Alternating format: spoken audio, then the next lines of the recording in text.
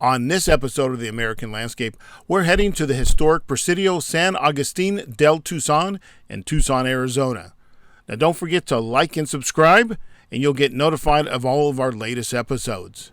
Now the Presidio is just 66 miles from Nogales, Arizona, 72 miles from Tombstone, Arizona, and 113 miles from Phoenix, Arizona. So sit back and relax and enjoy the show.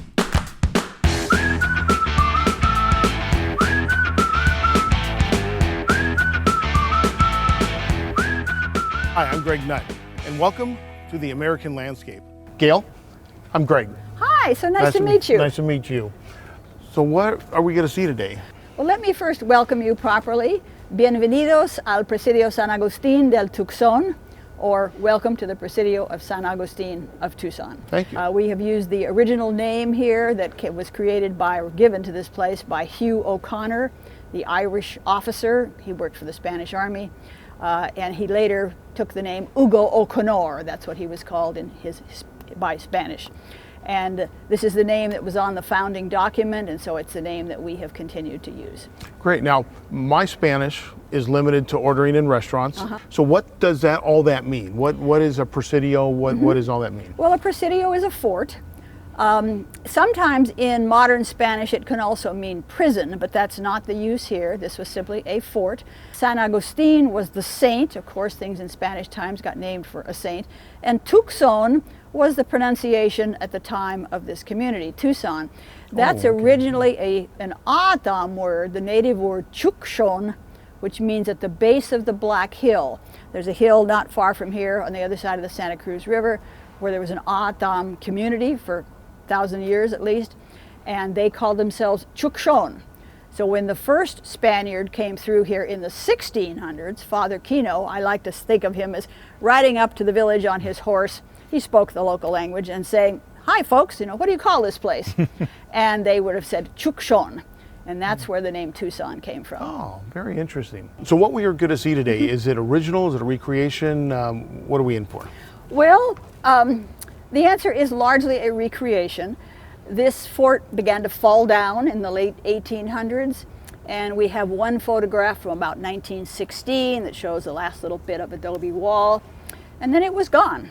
But people in Tucson knew where it was, they remembered it, and as early as the 1920s, local folks were talking about, gee, it would be nice if we could commemorate the old fort in some way.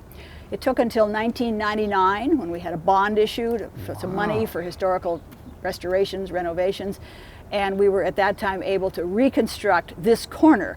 So it is new, but it is on the corner, the northeast corner of the fort, and it is built with bricks. Although they are new, they're the same size, same shape, same color, because we did have some original bricks. We knew the height of the walls. They were about 10 feet. We knew the height of the tower, which was about 20 feet in the back. There was another tower on the opposite corner. So as best we have been able to do, we've tried to make it look as original as possible. Oh, awesome. So I see a mural over here. Is that what it would look like if you built the whole thing? Yes, exactly. And you can see there's a ugly modern building there in front of us, and the fort extended beyond that building to the 2 blocks to the south. And so what you're looking at there is the southern wall of the fort, the Santa Rita Mountains in the background. There was a chapel inside the fort, and we know actually quite a bit about that chapel. We know where it was. There were people buried near the chapel. So obviously being a fort, the Spaniards were holding territory. Correct. Showing their influence and power. So was it mostly them and then maybe a few officers with some family, or did even the lower ranks were allowed to marry maybe locals and bring them to the fort, or how did people get in here? Let's back up and say the reason this fort is here, there were 3 cultural groups here at the time. Or the Spanish come in, the native people who lived here, the Tohono O'odham who live here today, and the Apaches. The Apaches had been coming into the Americas, or into North America, into the United States from Canada hundreds of years earlier, down the Great Plains into New Mexico, finally make it into Arizona in the, we don't really know, 1500, 1600, something like that, and begin to move into this area somewhat as well. They did some farming, and quite a lot of hunting, also some raiding. And as we all know from all the movies we've seen, there was indeed a lot of conflict between Apaches and Spanish, later between Apaches and Mexicans, between American and U.S. troops. And so the reason this fort was here was really to protect the Spanish colonists from the Apaches. Now, from the Spanish point of view, the Spanish move in here, they have every right to be here. After all, they're Spaniards. From the Apache point of view, who are these folks? They've come here, they have a lot of good stuff in their fort. Gosh, we might as well raid it and see what we can get. And they have a horse herd outside and a cow herd outside. You know, why don't we take advantage of that? So clearly there was a difference of opinion there. Sure. Yeah. And for a long time there was conflict. Now, were the Apaches friendly with the other folks that were here? Not particularly. Now, when you guys were reconstructing, was there any architectural work where you may have found artifacts, Yes. bones? Yes, we have them in our museum. Everything that was found under the ground here we have displayed, or most important, interesting things. The lowest level was the prehistoric, 1,000 years ago, pottery, because native peoples had been living along the Santa Cruz River since at least 4,000 years ago, if not longer. So that's the kind of bottom layer. Then you got up into the Spanish period. And there was not a great amount of stuff found. It's not like, you know, armor and helmets and all these stories you hear. Metal was very precious. It was reused. So there were a few little scraps of metal, a few odds and ends, but not a great number of things. So when they abandoned, they really took their stuff with them. They took it, yeah, or it was just broken and discarded. We have a few pieces of dish maiolica, which is a Spanish ceramic that people would have used in their kitchens here. And then the next level up is what we call the territorial period. The fort is now gone, and this is turning into a little town, but people were living in little houses right here. So there's some little tiny dolls. There's a bit of a slate for a child that would write on a slate, and you know, other things of that period. Wow, this is kind of roomy. Yeah, well, this side is a soldier's barracks, obviously made for 3 soldiers. And the most important thing in here probably is their weapons. These would have been the most important to them. Their single-shot muskets and their long lances. These lances were called the premier weapon of the day. And you wouldn't have wanted to get stabbed with one of those, I don't think, poked with one of those. I'll skip that lesson. Yeah, skip that part. We gave these guys beds, as you can see. They probably didn't have beds. They probably slept on mats on the ground. Wow. We have one document that refers to a soldier shaking out his mat in the morning. We know that the priest here had a bed. We have a document where it talks about him taking his bed apart when he's moving his bed. Probably the commander and his wife had a bed, but we aren't really sure that others did. So we kind of cheated a little bit. Took a little creative license. Yeah, and if you do go to, as I say, other Spanish forts in the Southwest or Texas, whatever, you will see beds that look like this. So some places that were a little more affluent probably did have beds. These are their uniforms, which it always kind of amuses me because these look like Revolutionary War uniforms. They do kind of, yeah. And they are European. All the European armies, Spanish, French, British, they all look pretty much the same, just a little different in color. Yeah, the hat's a little different. The hat's a little different, but largely the same thing is perhaps the most interesting. And you can guess what this might have been used for. Any ideas? I don't know. I want to say dress uniform. It's got the king's insignia on it. It's true, it does. Yeah. Well, no, this was armor, basically. This is deer hide. Is it? And this is only 2 layers of deer hide. The originals were 7 to 8 layers. Wow. And this was to prevent arrows from poking you. At that time, the Apaches did not yet have guns. They did later, of course. But this was an uneven battle between muskets and arrows. And so this kept you from getting stuck with an arrow. Some of our guys here, our historians, made that table. It's a nice table, probably a little fancier than they would have had here. It's possible that they did eat sometimes in here. More likely it would be outside. I suppose in terrible weather you might sit in here. What's on the table is very accurate, however. So there's the wooden bowl, a wooden spoon, the tin cup, candles when they could get them, and those were expensive, and they didn't always even have candles. And then this is a twist of tobacco. This is what you either smoked or chewed. So, and these rooms, by the way, would not have been together the way they're shown here. We did this just partly to get a little more light in here. Our guess is that the soldiers' quarters would have been along one wall of the fort, the families' quarters probably along another wall. But here is wheat. The Europeans brought wheat to the Americas, Spanish, and Father Kino, the guy who was here in the 1600s, he brought wheat, and it was being grown by the native peoples and certainly grown later by the Spanish. There also would have been European crops, onions, cabbage, perhaps barley, carrots, and of course chilies came along at that time as well. They had chickens here, mostly for eggs, we think. Their main source of protein was cows, beef. They had a herd of cows, which is kept outside the fort. And so a lot of the food would have been a one-pot meal, kind of a stew with more or less beef, depending on, you know, how recently you had slaughtered the cow. The only way to keep meat was salting or drying, so you didn't let it sit around for too long. So this one room would be a family's quarters. So like a sergeant, his wife, one or two children. This is the lady of the house right here, and she is dressed as she would have been at the time, with her undergarment on, or it's kind of like an underslip nightie combination. She would wear that probably pretty much all the time. And then she has a skirt and an apron, a vest, and then what we call a rebozo, or a shawl over it.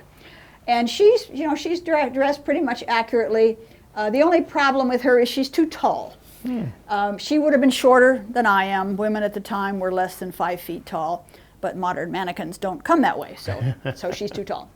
Yeah, these are what are called mayolica, which is the Spanish term for that kind of pottery.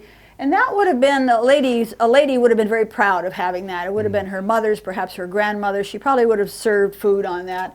And also had a few other things, probably mostly it would have been local ceramic like this, probably made by the Atam and that she got in trade. Now, one of the interesting things here is this chocolatero, that means a thing you make chocolate in. They didn't have coffee here, and there was very little tea. There was some tea, it came from China, it was expensive, so probably only the commander and his wife had tea. But chocolate came up on muleback from Mexico, and it was a very popular drink, hot chocolate. So you mixed your chocolate with hot water, sugar, chilies, probably some vanilla, and you had a hot, spicy drink. And this is called a molinillo, which means little mill, as in the way you would mill flour.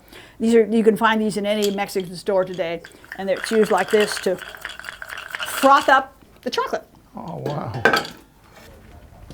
So I saw this nice heavy wooden door here. Is that typical? No, that is a nice wooden door from Mexico, probably again 100 years old or so. But here at the fort, as I've said, they did not have a lot. And these openings into the quarters would have been closed with a cowhide or cow strips, one or the other, not a nice wooden door. Wow. So a lot of draft and stuff blowing through there, yeah, I guess. Probably. So is this the barbecue of the day? Is this what this kind of looks like something we might have today? Yeah, we can call it that. This is the outdoor kitchen, and we are under a ramada. These are very common in the Southwest and in northern Mexico, keep you out of the sun.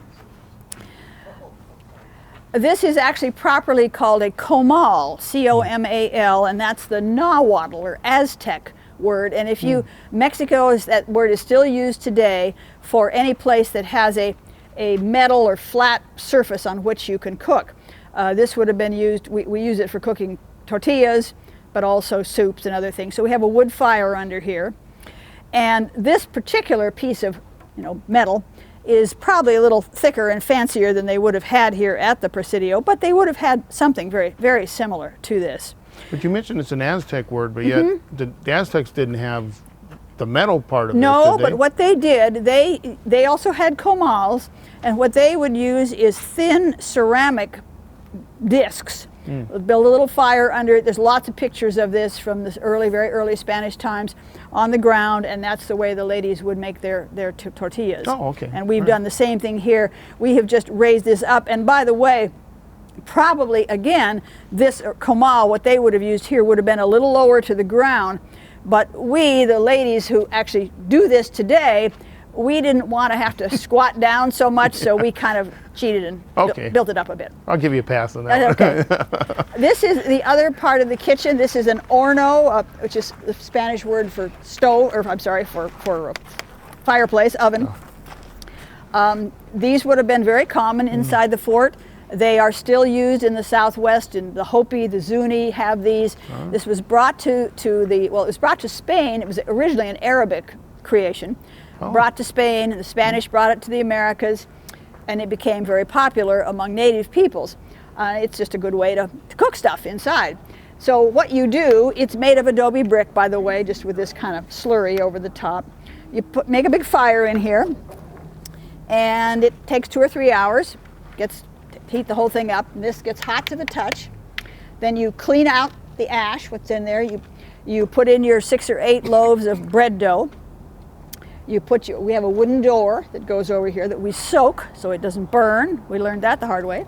And you fill up the smoke hole with one of these guys. And in about 15 or 20 minutes, you have baked bread.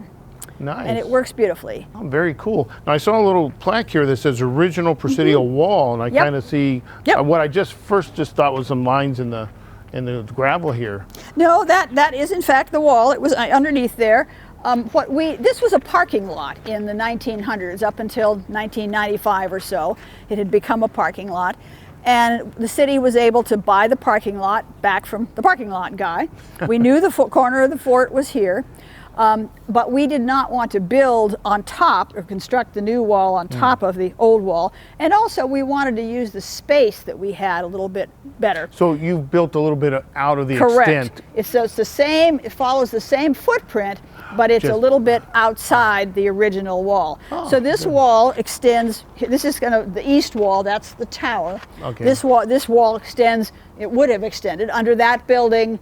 The next building to the south is the county courthouse, and there is still some of that wall shown there on the ground. There's a piece of marble that has original Presidio wall written on it. Wow, very cool.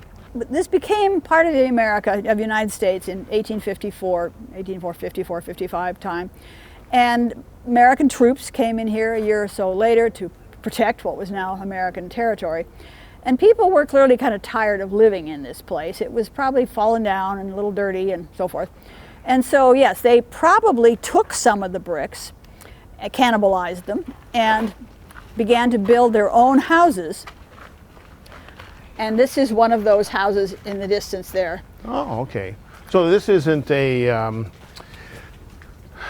trying to think of the term for the Spanish house that's got the big center house, like a hacienda. This isn't a hacienda courtyard? It would not have been dignified as a hacienda. It's not fancy enough for that. Okay. But certainly it's a Mexican house of the late 1800s. And what I often tell people here is that when you go down these steps, you're going 100 years forward in time. The fort was built in the late 1700s, and this house was built in the late 1800s. So when this was built, would this backyard be theirs? Yes, it would have been. It probably was not brick, it was probably dirt. But yes, the backyards at the time were exactly like this. They would have had a garden, probably some tables sitting out here. A lot of activities would have been in the backyard. Okay, so there's a definite improvement from Adobeville to a much nicer. That's adobe as well. But one important distinction here is that this structure, these folks had outhouses. Okay. And we did excavate them here. You always find good things in outhouses because people throw their old whiskey bottles and stuff away, you know. During the Spanish period, interestingly enough, there were no bathrooms as far as we know of any sort. But these folks, these were poor people who lived here. We know the names of the people who built this house. Really? The last name of the lady, her name was Soledad Jacome, and her husband, except we think he was a common law husband, we don't think they were ever officially married, his last name was Siqueiros, so it's the Siqueiros Jacome house. And he disappears from the records. She continues to be in the records with her five daughters. Well up into the 1900s. She was a seamstress, a well-known seamstress. She made wedding dresses, other things. and she and her daughters lived here, well, for quite a long time. So up there you mentioned about the adobe that built this Presidio. Is this a representation of what was done? Yeah, this gentleman here is holding an adobe brick in his hand. And what is adobe? Well, it's mud and water, and then something, straw, gravel, something to hold the whole business. The aggregate to hold it together. Yeah. This full fort was made of adobe bricks, just as all the missions in California were. And what this mural is showing you is the construction of the fort. We have soldiers who are in the background, the guys in the foreground. Maybe they're soldiers out of uniform. You know, who knows? There really weren't very many male civilians here at the time, but there were native peoples. And the gentleman in the back there is probably supposed to be a Tohono O'odham. And they probably were paid in some kind of barter to work on the fort, and did it all together. It took them about 3 years to get the thing built. The reason the fort is here, where it is, it's shown there in the background. We are very near the Santa Cruz River, and native peoples had been living here, farming in that area for thousands of years. So when the Spanish arrived, they considered that this was a good spot to be. There was water, there was pasture, there was wood, and there was a native village across the river that they could trade with. So when folks want to come visit, when are you open? Is there a cost? We are open now Thursdays through Sundays, 10 to 4. Generally, it had also been open Wednesdays, but because of COVID, our hours are a little more restricted. There is a $5 fee, and we have docents here nearly all the time that can give people a guided tour, really show them everything that's here. And we also have a lot of activities going on at different times, such as the garrison, who you're going to see in a moment. Often there'll be a soldier here. We have, during most winters, on Saturdays, one Saturday a month, we have what we call Living History, which will be a lot of folks in colonial period clothing. Soldiers will be doing their thing. We'll have blacksmiths. We'll have people making bread, making tortillas, etc. Maybe somebody spinning and weeding. So what's the address? It's 196 North Court. And is that also the start of the Turquoise Trail? Yes, interesting you mentioned that. I've been carrying this around. Yeah, this is the Turquoise Trail brochure. Can I see that? For you to have. All right, thank you. Yeah, we created that. It's a downtown walking tour, walking path. There's a blue line on the sidewalk. Okay. And then this little thing gives you the information on what you see at various stops. They each have a number, and you can also get it online now. And that one's free, right? That is for free, absolutely. Although we do guided tours occasionally, which there is a charge for. Okay. We have other activities from time to time. We have what we had been calling gastronomy tours, meaning food, because Tucson is a UNESCO named city of gastronomy. We were the first one in the US. Wow. Because we have a long history of native peoples gardening here and moving through time. We have zillions of restaurants from all over the world. And what we do here is we spend about an hour talking about native foods, what people grew here, how you can eat harvest saguaro fruit, or now you can make prickly pear jam. And then we walk to 3 local restaurants and get a little bit of food from different time periods. All right, Gail sent me over to get a lesson on what a Spanish soldier was back in the day of the fort. So, very good. My name is Greg. Who am I? My name is Jerry. Jerry? And I'm Rudy Bird. Now, are you representing any real particular person? Yes, we are representing the Catalonian Volunteers, who came over in 1767 from Spain and really spent the bulk of their careers on the frontier. And this was the frontier of New Spain. They would remain a unit until really deep into the Mexican Revolution, 1850-ish. 1850, you begin to see them disappear and get absorbed by other regiments. 1815 during the into the Mexican side or to the Spanish side? They would be absorbed into the Spanish regiments. Okay. But after the independence was won in 1821, many of them stayed on or joined the Mexican army versus going back. You also have to understand, in 1767 to 1815, the composition of the Catalonian Volunteers changed from purely Spanish to a mixture, mestizos, mulattoes, a mixture of people. So by the time you get to 1815, you really don't have a pure blood Spanish regiment, or not even regiment, or Spanish company. It's really kind of mixed at that point. Okay. So is it more company size than regiment? Okay. Originally, they came over with 100 strong. In 1772, they were split into 2 distinct companies, the first and the second. We represent the second. And they were merged with a third volunteer company, so they kept the composite of about 100 per company. So you're like light, you're your strike forces, right? Very, very much so, yeah. Okay. We're the SWAT team. The SWAT team, the commandos. Absolutely. That's awesome. What can you show us? You guys must do reenactments for the visitors here? Exactly, Yeah? yes. So let's go over and see what that's about. Very good. All right, thanks. Army cilindro. A la derecha. Atrás. A la izquierda. Marcha.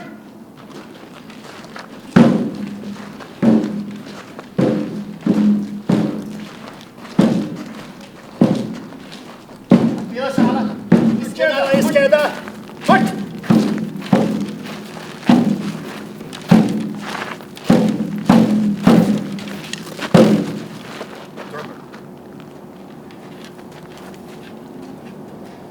Karkin!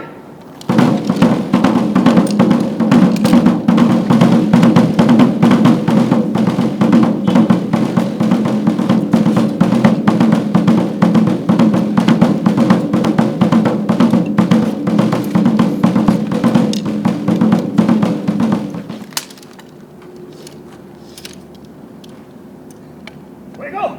Obvious! A la derecha! Preparen sus armas! Apunten! Fuego!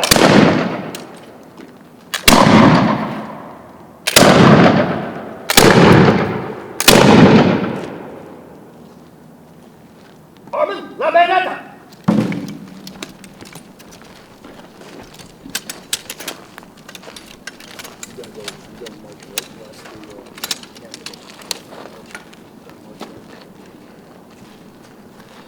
Con la bayoneta!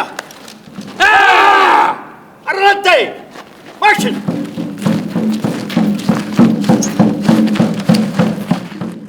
Thanks for watching this episode of The American Landscape. Stay tuned for our next episode.